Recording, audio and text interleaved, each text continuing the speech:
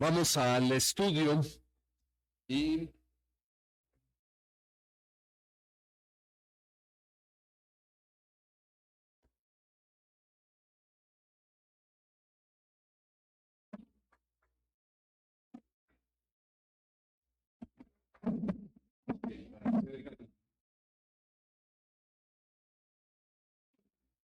así con el micrófono ahí ayuda cuando lean se oiga mejor. Bueno, vamos a vamos a ver entonces dónde nos quedamos la vez anterior y lo que hasta ahora hemos avanzado.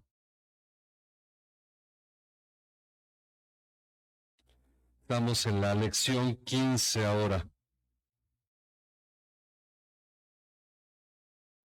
Ok, me voy a ir más despacio ahora para que puedan ir llenando, porque ya algunos que están en sus casas y me han dicho que necesitan de pronto un poco más de tiempo, ¿verdad? Pues vamos a ir con calma, no traemos prisa sobre el ganado, ¿verdad? El águila, que es una ave carnívora, también podría ser que pongo una coma y luego aquí otra coma. Cuando aparece entre paréntesis es que no necesariamente es información extra que no altera el texto que se está escribiendo, pero puedo brincármela. El águila voló sobre el ganado. Esa es más o menos la utilidad de un paréntesis, como en este caso que utilizo el término brevemente, cuando pongo que esto sirve para introducir brevemente información importante de lo que se dice, sin cortar la frase que se está escribiendo. Entonces, lo que estamos diciendo es que tenemos que entender las cosas, ahorita lo vamos a ver, de una forma que si nos brincáramos Hebreos 3 hasta el Hebreos 4:13, podemos continuar con el tema que está el autor escribiendo. Vamos a hacer ese ejercicio y ahorita vamos a aclarar cuál es el motivo de ir instruyendo en todo esto. Ok, dice, veamos este paréntesis entonces, a fin de continuar con el tema que el autor está enfocando. Entonces, vamos a leer Hebreos 2:17 al 18, será nuestra hermana Rosario y Rudy, y con Arturo continuamos en el 4:14 hasta el 16, o sea, hasta Zoe. Ok, entonces vamos a ver Hebreos, busquen sus pasajes para ir haciendo esta lectura de este modo y poder entender cómo el tema continúa y nos aclara. Ok, entonces vamos a Hebreos 2:17, luego el 18 y luego seguimos en el 4:14, 15 y 16. ¿Ok? Debía ser todo semejante a mira ser misericordioso y es uno sacerdote en lo que a Dios se refiere, ya los pecados del pueblo. En cuanto él mismo padeció sin necesidad, pueblo para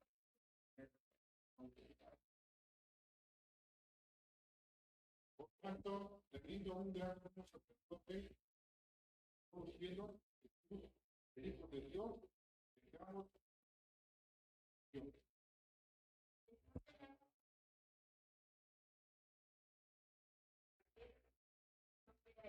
Sino uno ha sido tentado en todo como nosotros, pero sin pecado. Tanto hace tiempo mandamos por trono de gracia para que vamos por bien Ok, esto nos enseña cómo el tema continúa, ¿sí se dieron cuenta?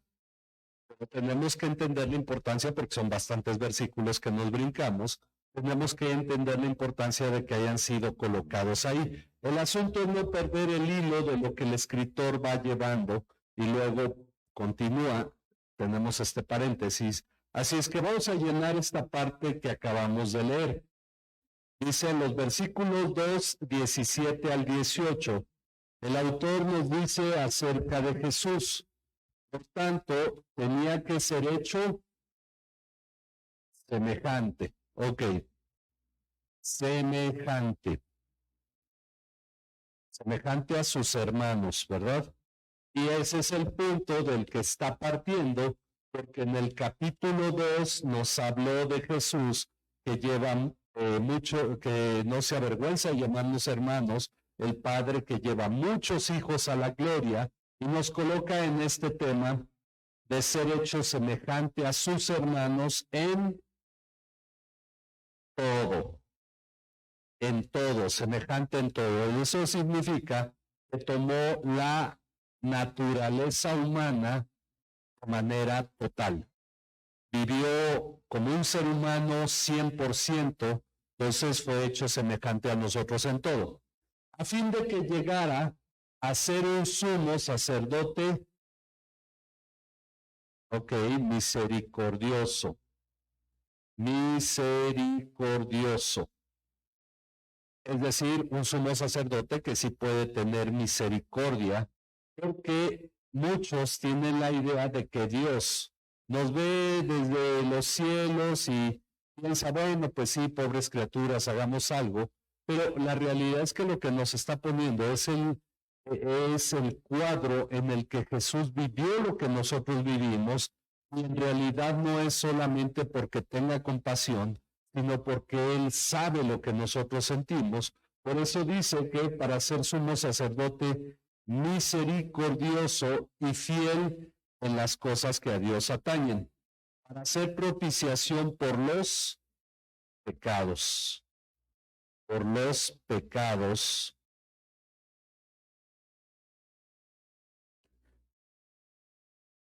por los pecados del pueblo. Ahí sí, si voy muy rápido, por ahí me mandan en la transmisión y Edgar por ahí me avisa si nos tenemos que ir más lento. Ok, por los pecados del pueblo. Si hay alguna pregunta, también pueden por ahí enviarla y que me la compartan para comentar sobre ello. Pero las preguntas generalmente las dejamos al final, entonces pueden ir considerando para anotarlas. Dice, pues por cuanto él mismo fue tentado, pues por cuanto él mismo fue tentado en el sufrimiento, pues por cuanto él mismo fue tentado en el sufrimiento, es poderoso para socorrer, ayudar, socorrer, auxiliar, para socorrer,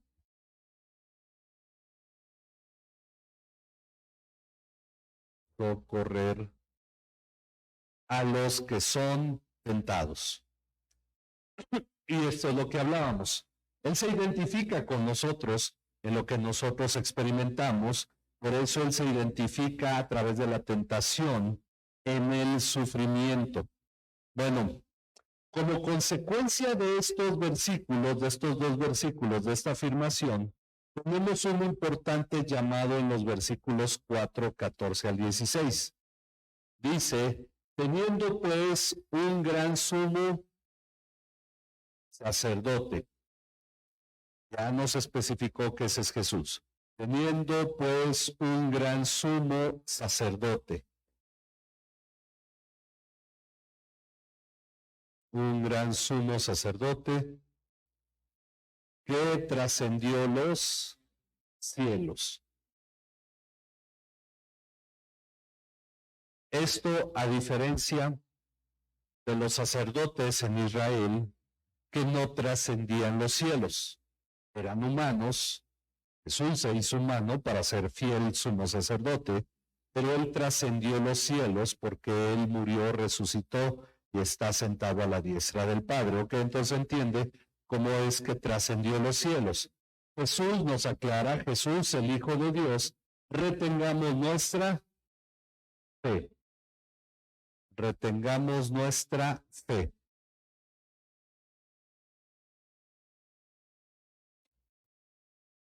Ok, esto debido a que Jesús es nuestro sumo sacerdote, por todo lo que ya nos dijo en los versículos del 2:17 al 18. Entonces dice, retengamos nuestra fe, porque no tenemos un sumo sacerdote que no pueda, ok, compadecerse Y estas son las buenas noticias. No tenemos un sumo sacerdote que no pueda compadecerse de nuestras flaquezas. Ok. Flaco significa débil, pero en realidad se ha usado como sinónimo de delgado, ¿sí o no? Pero flaco significa débil y flaqueza significa debilidades, ¿ok? Por eso cuando le dicen uno, qué flaco te ves, pues algunos todavía usan el término mi lado flaco, ¿no? Es mi lado débil. Pero luego hacen la broma de que hay unos que no tienen ni un lado flaco, ¿verdad? Pero bueno. Ok, que no pueda compadecerse en nuestras flaquezas, sino uno que ha sido tentado. Uno que ha sido tentado en todo como nosotros, pero sin pecado. Él fue tentado, pero él no pecó. Ok. Que fue tentado en todo como nosotros, pero sin pecado. Y esta es la gran diferencia, aunque nosotros aquí debemos identificarnos con Jesús. Él fue tentado en todo, pero él no pecó. Nosotros somos tentados y a veces pecamos, a veces resistimos la tentación, pero él sin pecado. Por tanto, derivado de todo esto que nos acaba de decir, que básicamente es que él tenía que ser hecho como nosotros en todo, a fin de ser un sumo sacerdote misericordioso, que se compadece de nuestras debilidades, que fue tentado en el sufrimiento, que fue tentado en todo, como nosotros, y se compadece de nosotros finalmente. Por tanto, acerquémonos con confianza. Acerquémonos con confianza. Algunos dicen, bueno, es que ya le fallé a Dios, no sé si Él me quiera volver a escuchar. Ya está uno desanimado, se ha enfriado. Cuando el cristiano se enfría y dice, pero pues con qué cara me acerco a Dios. La realidad es que Jesús sabe y entiende todo eso, y por tanto acerquémonos con confianza al trono de la gracia para que recibamos misericordia y hallemos gracia. ¿Ok? Y hallemos gracia para la ayuda oportuna.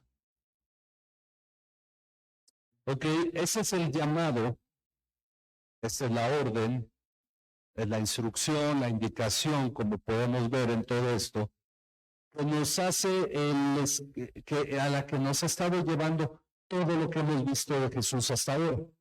Ahora, es interesante la unión que hay entre ambos pasajes, lo que acabamos de ver, el del capítulo 2, el del capítulo 4. Pues identifica a Jesús con nosotros en el sufrimiento de las pruebas y de la tentación, y por lo tanto nos llama a retener nuestra fe. Pero hay algo que es necesario. Dice, ahora veamos lo que el paréntesis contiene a fin de interpretar con toda claridad estos últimos versículos. ¿Por qué se introdujo todo este tema entre el capítulo 3 y el principio del capítulo 4? Porque era necesario aclarar de qué manera nosotros tenemos que identificarnos con Jesús. Bueno, hoy vamos a dejar muy claro lo que es el reposo de Dios, pero vamos a indagar sobre lo que ya vimos. Por ahí tenemos, de hecho, los versículos donde están las respuestas de la pregunta 3, dice, o del punto 3, dice, lo primero que destaca en este paréntesis es que consideremos a Jesús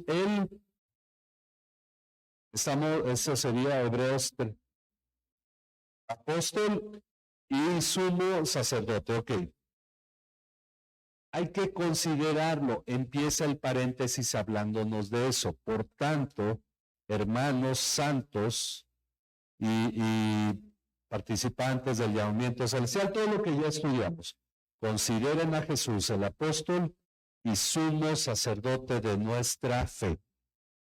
Ok, eso es lo primero que nos dice. Tenemos que verlo como el apóstol y el sumo sacerdote. Luego nos dice que él fue fiel al llevar a cabo su obra como, esto está en el 3:6, No, pero Moisés, bueno, hay una comparación entre Jesús y Moisés. Moisés fue siervo, pero Jesús no fue siervo, Jesús fue hijo. Entonces, él fue fiel al llevar a cabo su obra como hijo, y ese es el punto importante. Él es hijo, él no fue siervo como Moisés, sino hijo, sobre la casa de Dios, la cual somos nosotros.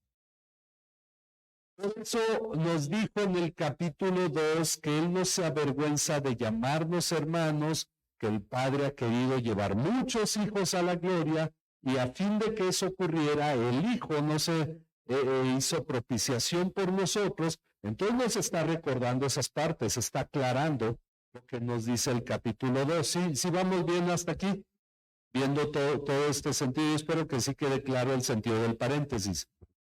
Pero la casa solo la conforman, dice que la casa somos nosotros, el 3:6, pero la casa solo la conforman los que retenemos firme, esto también está en el mismo versículo, firme hasta el fin nuestra confianza, ok, nuestra confianza y la gloria de nuestra esperanza. Mantenemos firme hasta el fin nuestra confianza en Dios y la gloria de nuestra esperanza. Son dos cosas importantes. Confianza implica fe y la otra es la esperanza. Vamos a llegar luego al capítulo 13. No, esto es en 1 Corintios, ¿verdad? Bueno. En 1 Corintios 13 dice, ahora permanecen la fe, la esperanza y el amor. Ahora, aquí nos está señalando la importancia de la fe. Tenemos que mantener la fe y tenemos que mantener la esperanza. Hay momentos en que la fe se debilita y lo que refuerza la fe en medio de los problemas es la esperanza. Un día vamos a estar con Cristo en la eternidad y todo esto habrá acabado. Entonces nuestra fe se fortalece y todos estos conflictos vamos a haberlos superado. Entonces la esperanza de ver esa salida, de llegar a ese día, fortalece nuestra fe en este tiempo. Ok. Por esa razón, según el 3:7 y 8, si oímos hoy su voz, nos llama a no endurecer el corazón. A no endurecer el corazón. Porque recuerden que el corazón endurecido es falta de fe. Obviamente, si no hay fe, no hay esperanza. Pero podríamos traducir esta parte. Endurecer el corazón nos enseña que hay cristianos amargados. ¿Han conocido alguno? ¿Por qué están amargados? Porque endurecieron el corazón. Vamos a dar ejemplos de nombres, ¿verdad? Bueno, hombres y mujeres. Bueno, pero es que el término hombre, según la RAE, implica todo el género humano.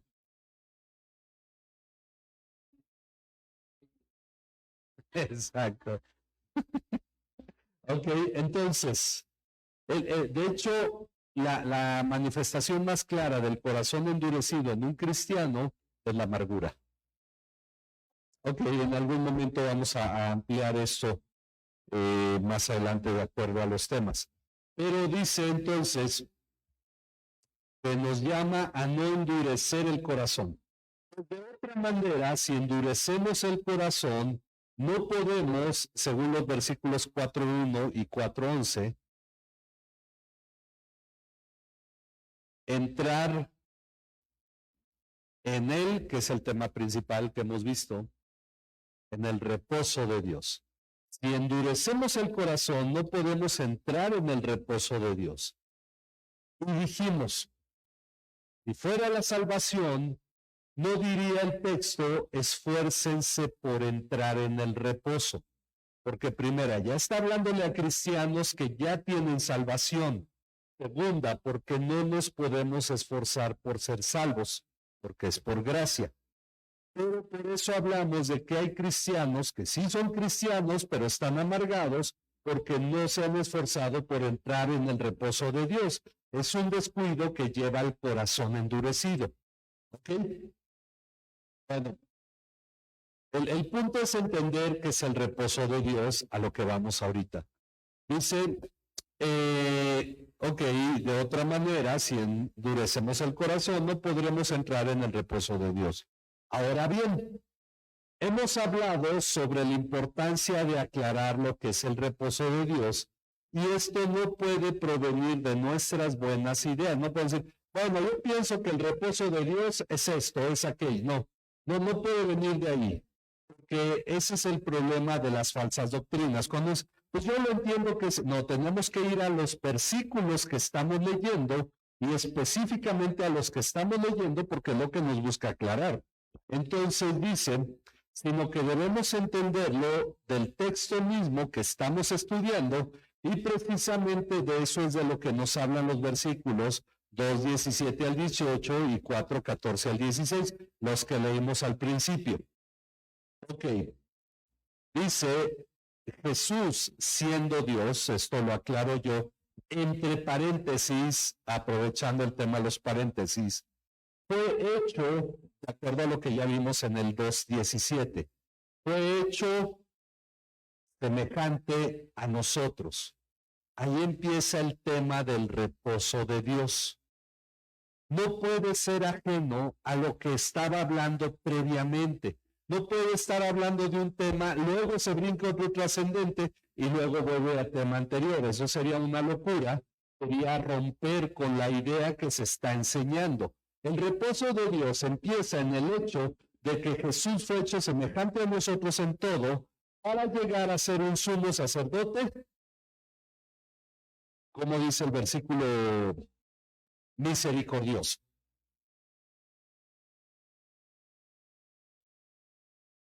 Un sumo sacerdote misericordioso. Esa es la base del reposo de Dios. Jesús tiene misericordia de nosotros. Y ahí empezamos a verlo. Ok. Luego sigue diciendo, para hacer propiciación por nuestros pecados, es decir, para hacer el precio justo por nuestro pecado. Fue tentado en que, según el versículo 18, en el sufrimiento. Nosotros sufrimos, Jesús sufrió. Somos tentados en el sufrimiento. Muchos piensan que la tentación principal está en el alcohol, en el dinero, en las mujeres, o no sé si en los hombres, por eso que ya hay equidad de género, ¿verdad? Bueno, la tentación principal para un cristiano está en el sufrimiento, porque es cuando más reniega. Y está tentado a renegar de Dios, ¿sí o no? Bueno, entonces Dios, ¿qué está haciendo? Entonces, ¿por qué no? Ahí está la tentación principal. En realidad lo otro sí es tentación, pero uno es más consciente en medio de esas tentaciones, ¿o no?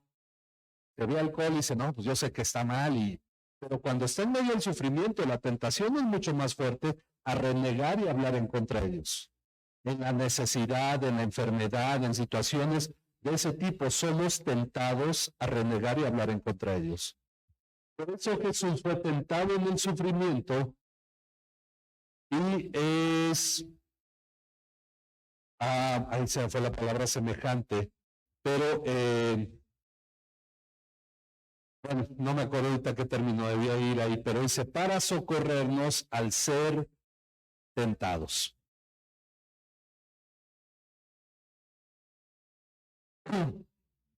La palabra ahí es poderoso. Sí, debería ser poderoso.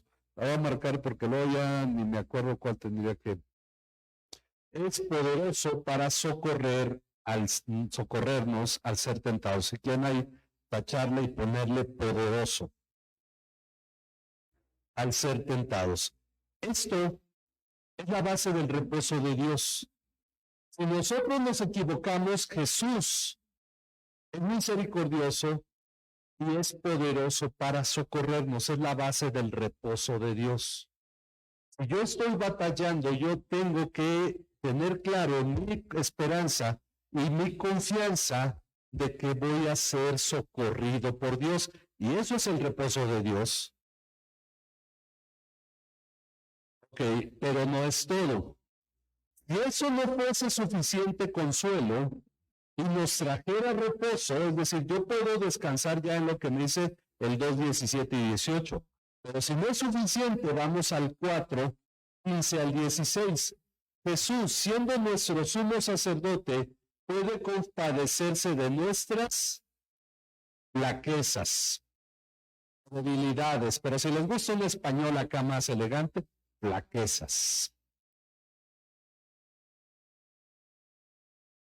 Es decir, cuando somos débiles y en el área donde somos débiles, Él puede compadecerse, es parte del reposo de Dios. Al haber sido, porque Él fue tentado, una vez más lo señala. Él fue tentado en todo como nosotros. Él fue tentado en todo como nosotros. Esta es la base del reposo de Dios, es la explicación del reposo de Dios. ¿En qué voy a reposar? En que en mis debilidades Jesús se compadece. En que si yo fallo, Él es suficiente sumo sacerdote para compadecerse de mí y socorrerme en mi tentación, en mis debilidades. ¿Sí o no trae esto reposo? Es a lo que se refiere el reposo de Dios. Dice, y tenemos la definición más clara del reposo de Dios porque todavía no vemos el 16. Esto viene en el 15, ¿verdad? La definición más clara del reposo de Dios, derivado de todo lo anterior, es que debemos acercarnos con confianza al trono. ¿Y por qué habla del trono y no la presencia de Dios?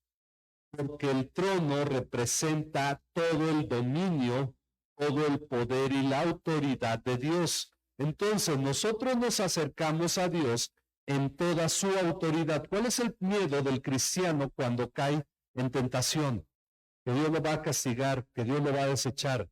Pero nos dice que nos acerquemos con confianza al trono de la gracia, porque es interesante combinar ambas cosas. Si es el trono de la gracia, ¿seremos desechados? No, porque es el trono de la gracia. Uno de esos movimientos que en los 90 fue mucho de esa rectitud y sobre todo los que estaban en contra del movimiento carismático, que se fueron hasta el otro extremo, decían, bueno, es que tú has seguido un Dios muy tibio y has seguido algo muy emocional y ahora ven a Cristo, pero vamos a ver si Cristo ya te quiere recibir otra vez, porque ya caían ellos en un extremo. Sin embargo, hay que conjuntar ambas cosas, trono de la gracia. Porque es obvio que dice Jesús, el que a mí viene, yo no lo echo fuera. No es de vamos a ver si Jesús quiere y diga, no, pues ya me viste cotorreando. No, el asunto es que es el trono de la gracia, es una garantía de aceptación, de otro modo no habría reposo. La base del reposo de Dios, es decir, la presencia misma de Dios. ¿Cuál es entonces? Vamos a tratar de englobar todo el término el reposo de Dios. El reposo de Dios se basa en el hecho de que Jesús es el sumo sacerdote y si nosotros somos tentados y tropezamos y caemos, Jesús es poderoso para socorrernos en nuestras debilidades, nuestras flaquezas, y la puerta al trono de la gracia está abierta para que vayamos y hallemos ahí lo que ahorita vamos a ver. Dice, lo que hemos de hallar en la presencia de Dios es misericordia, porque estamos en el 4:16, ¿verdad? Hallar misericordia o recibamos misericordia y la gracia para la ayuda oportuna. Esa es la importancia del reposo de Dios. No vamos a andar inventando qué es la salvación o qué es cuando nos muramos y nos vayamos al cielo. No, tenemos que tomarlo los pasajes de acuerdo a lo que nos está diciendo. Esta situación dice, por lo tanto, el reposo de Dios se puede resumir como nuestra comunión íntima con Dios, a la que somos invitados por Él mismo. Es esa confianza en las promesas que encontramos en su palabra, es tener la certeza de que nos dará el pan de cada día y el vestido, es la comprensión de sus planes de bien para nosotros, es dejar toda lucha personal en sus manos, todo esto llevando a cabo su voluntad. ¿No se va quedando claro el concepto del reposo de Dios? Es el hecho de que a mí me dicen que en San Mateo está pasando esto y aquello, pero yo digo, yo estoy tranquilo porque yo sé que a pesar y por encima de eso está Dios y voy a estar bien. Y entonces hago mi vida sabiendo que estoy en la mano de Dios. De la otra es que sé que en cualquier debilidad Dios me ayuda. Eso es el reposo de Dios. ¿Por qué? Tenemos que ver todavía más para comprenderlo aún más, valga la redundancia. Vamos a Mateo 11:28, ya hemos leído poco, ¿verdad? Conseguimos Mateo 11:28 acá con Silvia. 11:28 al 30 con Eliseo y nuestra hermana Alejandra. Vamos a ver lo que dice Jesús en el pasaje más claro, más directo sobre el reposo de Dios.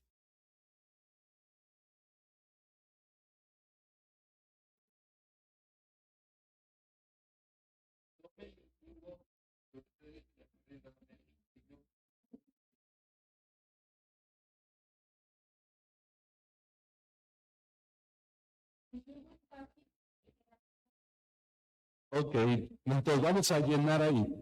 Jesús señala este reposo con la invitación. Vengan a mí todos los que están cansados. Creo que varían las versiones, ¿verdad? Pero vamos a poner cansados y cargados. Ok. Todos los que están cansados y cargados. El que dice, ya traté de dejar este vicio y no pude, tiene que ir a reposar en Jesús. Porque muchos cristianos se les ha presionado para que en sus fuerzas cambien. Deja de hacer esto, un hijo de Dios no hace eso. Y entonces se trata de cambiar y trata y no puede y se desespera y dice, ay, Dios no me ama. Dios me va a desechar porque no he cambiado. Bueno, Jesús dice, vengan a mí los que están cansados y cargados. Tú no puedes cambiar por ti mismo.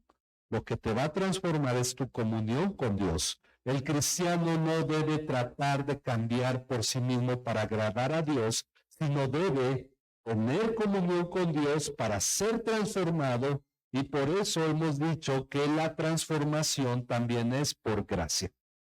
No por nuestro esfuerzo, es por gracia. Nuestro esfuerzo debe estar en tener comunión con Dios. Ok, entonces Él hace este llamado. Yo les haré descansar. Ahí está el punto del reposo. Vengan a mí los que están trabajados o los que están cansados y cargados, y yo los haré descansar. Pero hay una cuestión para poder descansar. Tomen mi yugo. Bueno, ya dije la palabra. Ahora, ¿qué es un yugo? ¿De dónde viene la palabra cónyuge? ¿Es cónyuge o cónyuge? Cónyuge, ¿verdad? Ok, ¿de dónde viene la palabra cónyuge? ¿De dónde viene el término yugo? A los que crecieron en el rancho. Porque de ahí viene el yugo. Dos animales se les pone, ¿para qué? Para que vayan al mismo lado, ¿verdad? Porque dicen, qué curioso, porque el término cuando hablan de los cónyuges, el ejemplo son los dos bueyes, ¿verdad? Se les pone el yugo y si uno jala para la izquierda, el otro tiene que ir para la izquierda y no pueden ir por lados distintos. Jesús es nuestro cónyuge en ese sentido. Lleven mi yugo. Yo me voy a unir en yugo con Jesús. Quiere decir que si Jesús va a la izquierda, voy a la izquierda. Si va a la derecha, voy a la derecha. Si se detiene, me detengo. Si avanza, avanzo. Eso es lo que está diciendo. ¿Para qué? Para que yo pueda reposar. tengo que tomar el yugo de Jesús sobre mí. Dice, tomen mi yugo sobre ustedes y aprendan de mí. Esa es la otra cosa. Yo no puedo reposar en Dios si no conozco a Jesús, si no aprendo de Él. Que yo soy manso, cosa que a muchos cristianos les han dicho que no deben ser. Es agresivo, un soldado de Dios valiente. No, manso, tranquilo. No debes andar siendo agresivo. De hecho, dice Pablo a Timoteo que el siervo de Dios no debe ser contencioso. No debes enredar en pleitos doctrinales con otro, no. Manso, no solo manso, manso y humilde de corazón. ¿Cómo eso va cambiando? ¿Por qué?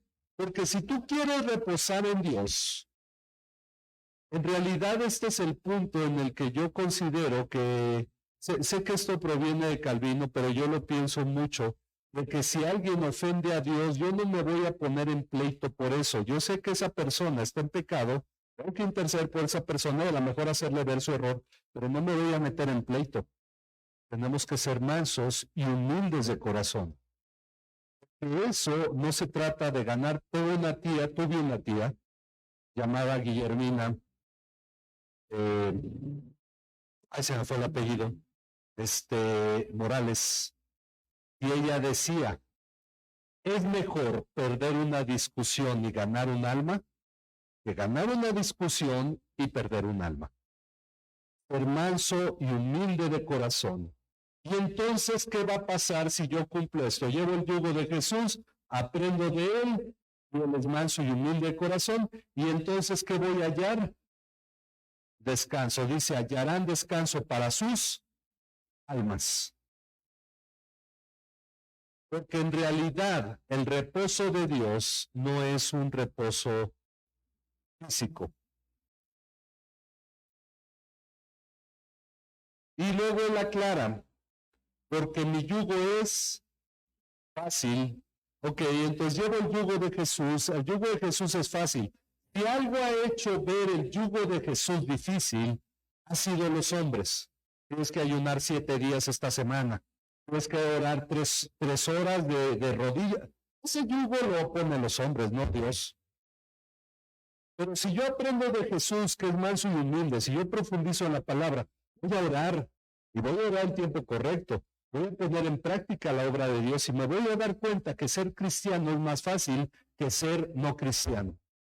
Que cuesta menos trabajo ser un verdadero cristiano que ser alguien del mundo.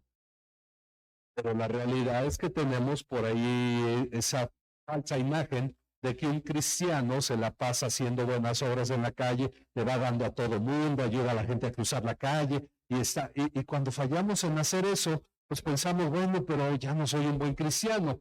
No, el asunto es que tenemos que ver lo que sí dice Dios en su palabra y lo que no dice. Sí hay que ayudar a la gente, pero tampoco estamos en el punto de hacer cosas que cualquier ser humano hace sin ser cristiano, cuando en realidad perdonar es más fácil que retener el odio, el resentimiento. Agradecer es más fácil que dar la espalda e irse. Son cosas que aprendemos en la palabra. Esto tiene que ver, porque cuesta más trabajo meterse en una discusión con alguien, ¿sí o no? Hoy día está de moda meterse en discusiones en Facebook. Y órale, pelear a ver quién tiene la... No, es más fácil decir, adelante, ese es tu punto de vista, y sé que estás equivocado, yo estoy convencido de lo que creo, pero no entro en discusión con la persona. Finalmente tenemos que tener claro que no se trata del cristiano, no es una cuestión de ganar debates. Es más, la fe cristiana no se debate. Uno no va a entrar en debate con los no cristianos. ¿Cuál sería el sentido de eso? Entendemos que ellos no pueden entender la palabra de Dios. Está para compartirse, la gente puede no estar de acuerdo, pero está para compartirse, sin embargo, no para ver quién tiene la razón. Y esa es la diferencia. Está para compartirse porque debemos dar testimonio. Por eso dice, así que el reposo de Dios no es el reposo físico, sino hallar descanso para nuestra alma, nuestras almas, o nuestra alma, porque nada más tenemos una, ¿verdad? para nuestra alma. ¿En dónde en realidad qué es lo que necesita descansar en nosotros? El alma. El cuerpo, pues a lo mejor nos vamos a dormir y en la mañana nos levantamos reposados físicamente, pero con problemas, preocupaciones. ¿Qué le pasa al cuerpo? Pues otra vez se va para abajo también. Pero si nuestra alma descansa, hasta el cuerpo descansa. Cuando nos sentimos abatidos, hasta físicamente estamos cansados. Cuando salimos del problema, descansa nuestra alma y descansa el cuerpo. El descanso importante es el del alma. El reposo de Dios es descanso del alma. Ahora, yo les pregunto, el día de reposo, el séptimo día, ¿era descanso de qué? Del cuerpo nada más. Entonces, por eso dice, pero es claro que desde la antigüedad este reposo se manifestó de manera física, principalmente en el día de reposo del antiguo pacto. Sin embargo, Jesús aclara su verdadero sentido en Marcos 2, 27 al 28. Vamos a Marcos 2, 27 con nuestro hermano Rudy. 2, 27 y luego 28, nuestro hermano Arturo. Marcos 2, 27 y 28. O nuestra hermana, si... Ok, Marcos 2, 27 y 28.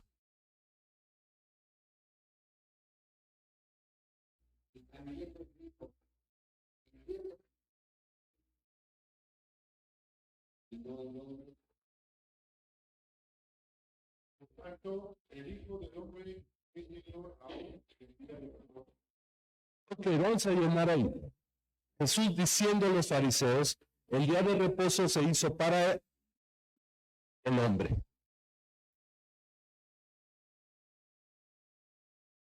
¿Qué es más importante? El hombre.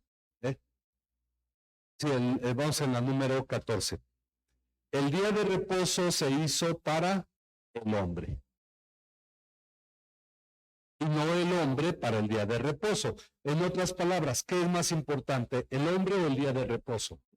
El hombre, no el día de reposo. Dice, por tanto, el Hijo del Hombre es Señor.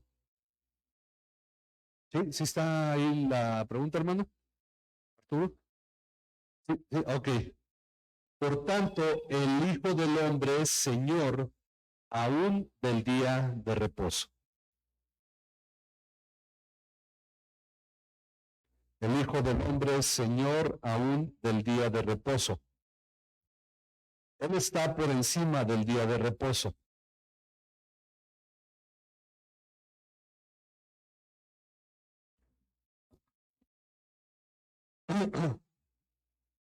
Pero hay algo interesante. Tenemos que entender cómo esto pasa con mayor claridad de lo físico a lo anímico. Se inventó por ahí porque es apantallador inventarnos palabritas, la palabra almático. Pero lo que tiene que ver con el alma es anímico. No almático, esa palabra no existe. Anímico, estado de ánimo es estado del alma. Aunque como lo usamos mucho, pues pensamos que no tiene que ver con el alma. Lo anímico tiene que ver con el alma. Ok, yo necesito un descanso anímico. Mi estado de ánimo no es un estado meramente emocional, aunque el alma esté involucrada en las emociones. Ok, pero el punto es, ¿cuál es el verdadero sentido pasar de lo físico a lo anímico? Vamos a ver Juan 5, 16 y 17. Fuimos con nuestra hermana Nati. Juan, adelante.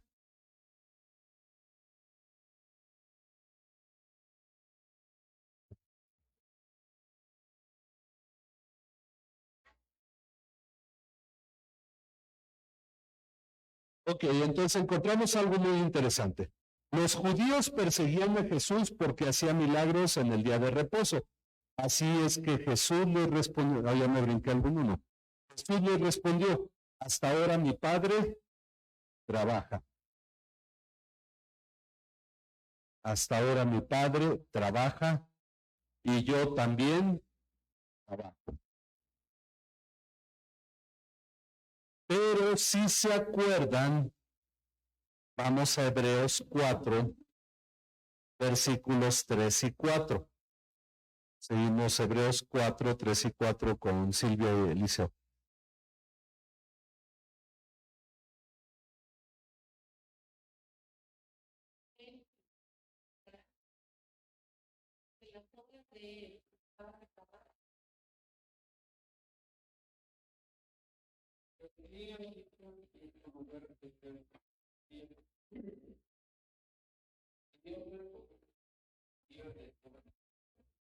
Ok, entonces, qué situación interesante, porque aquí dice Hebreos 4:3-4 que las obras de Dios estaban acabadas desde la fundación del mundo.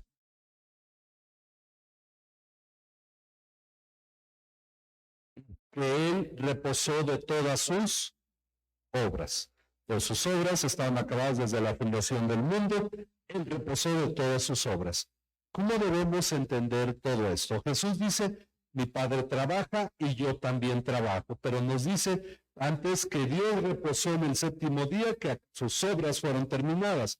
Bueno, esa es la situación interesante que tenemos que comprender sobre el reposo de Dios. Volvamos una vez más a Juan 5. Ahora vamos a continuar donde nos quedamos, en los versículos 18 al 20. Juan 5, 18 al 20. Una vez más donde leímos hace un momento.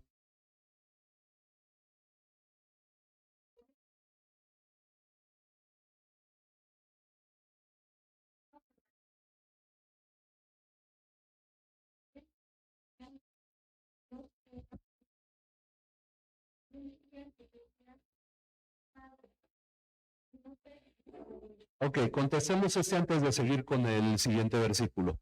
Entonces dice que los judíos aún más procuraban matar a Jesús. Ok. Matar a Jesús. Porque no solo violaba el día de reposo, sino que también llamaba a Dios su propio Padre. Ok, sumaba algo más al decir mi Padre trabaja hasta ahora y yo trabajo. Y entonces llamaba a Dios su propio Padre, haciéndose igual a Dios. Haciéndose igual a Dios. Ok, vamos al versículo, sigue el 19, ¿verdad?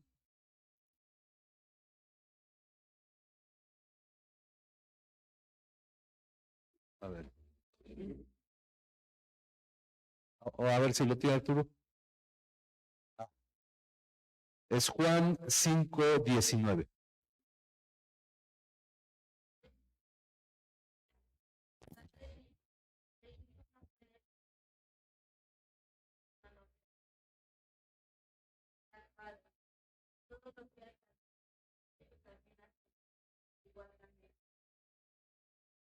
Y el 20.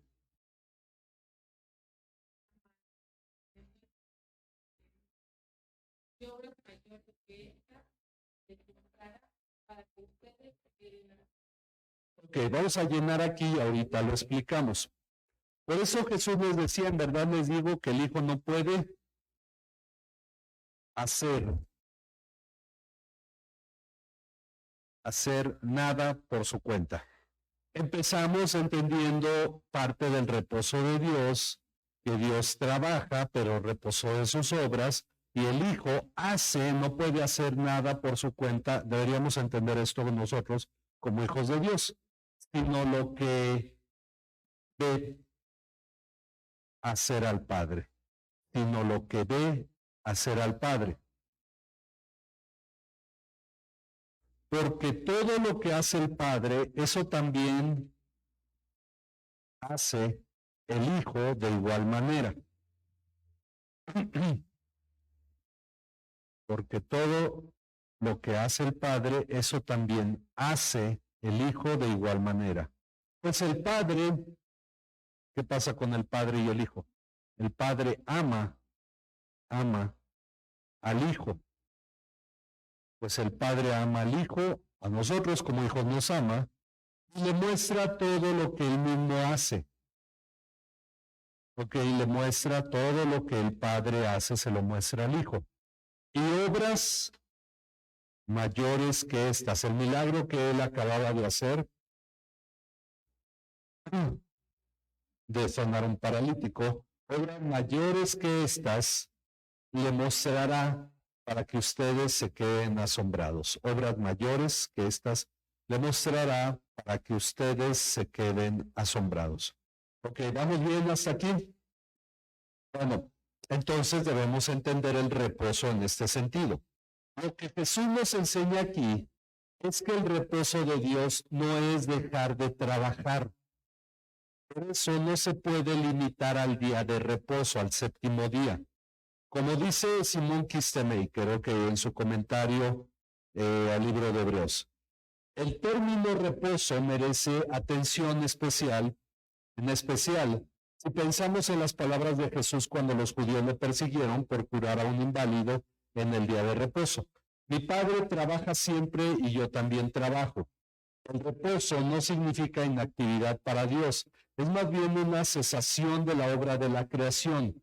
Dios continúa disfrutando de su reposo ahora que la obra de su creación ha sido completada. Esto para Dios. ¿Qué debe implicar para nosotros? Bueno, lo más importante que debemos entender aquí es que el reposo de Dios no es inactividad. ¿Ok? Sí se esperaba eso del israelita el séptimo día. No harás ninguna obra. Es lo que dicen los mandamientos. Dios no se enojó con que se reunieran a leer la ley en las sinagogas.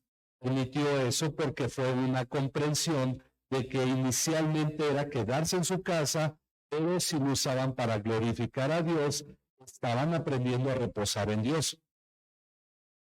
O dejar de trabajar, no es inactividad o dejar de trabajar o dejar de esforzarse, sino hacer todo esto descansando en Dios, porque ya vimos, no es descanso físico, es descanso del alma, descansando en Dios. El Hijo descansa en el Padre descansó de sus obras, pero sigue trabajando. El Hijo descansa en el Padre, descansó de sus obras, pero seguía trabajando, reposando en el Padre. Y entonces nosotros, dice esto, sino hacer todo esto descansando en Dios, es decir, confiando que Él nos sustenta y provee, es hacerlo según lo que Él hace, como Jesús lo enseñó, según lo que nos dice en su palabra, haciendo su voluntad. En otras palabras, reposar en Dios es hacer la voluntad de Dios. Pero bueno, dice el 19, en pocas palabras, el reposo de Dios es hacer la voluntad de Dios, pero voy a completar algo más. Dependiendo de Dios. El reposo de Dios, vamos a ponerlo acá arriba.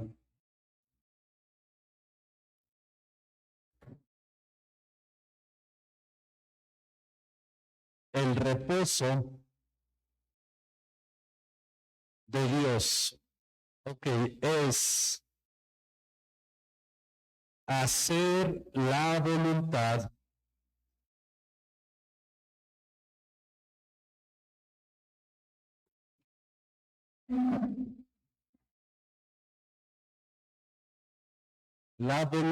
de Dios dependiendo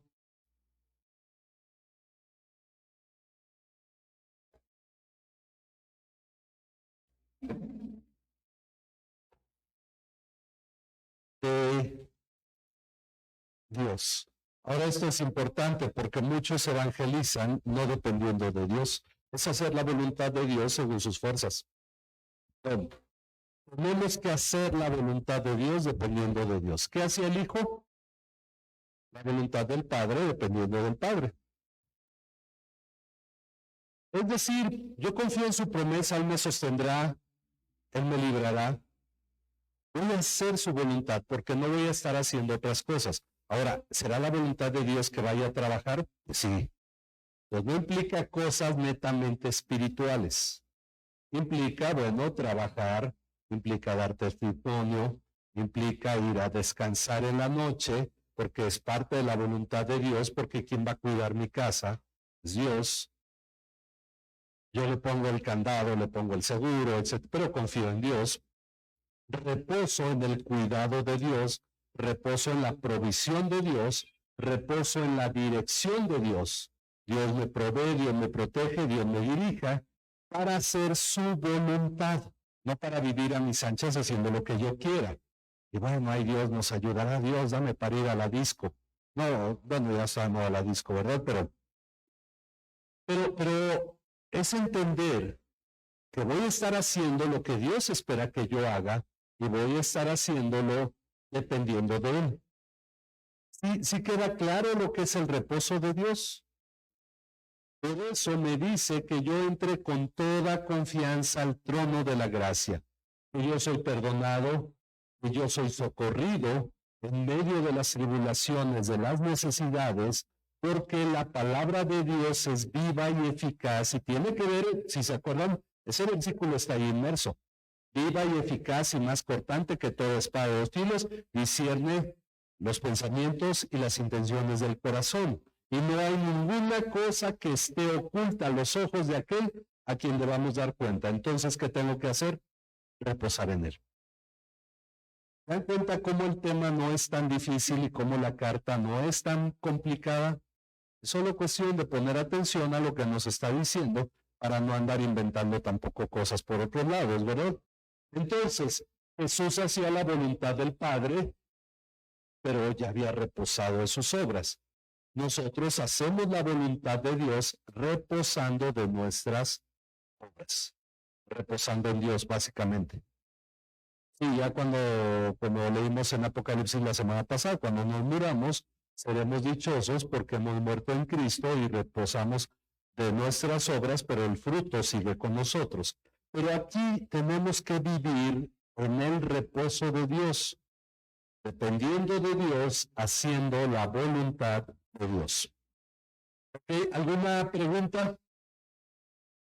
¿Queda claro? La próxima semana tenemos estudio todavía. Sí, porque todavía no se acaba el mes, ¿verdad? Tenemos estudio y vamos a hacer un repaso, pero vamos a continuar. El tema no termina aquí. Si ustedes se fijan, el capítulo 5 empieza con la palabra ¿por qué? Entonces vamos a empezar a ver este reposo de Dios, la función de Jesús como sumo sacerdote, que es la base de nuestro reposo, todavía de una manera más amplia. Que en realidad la carta fue escrita ¿para qué? Para que reposemos en Dios.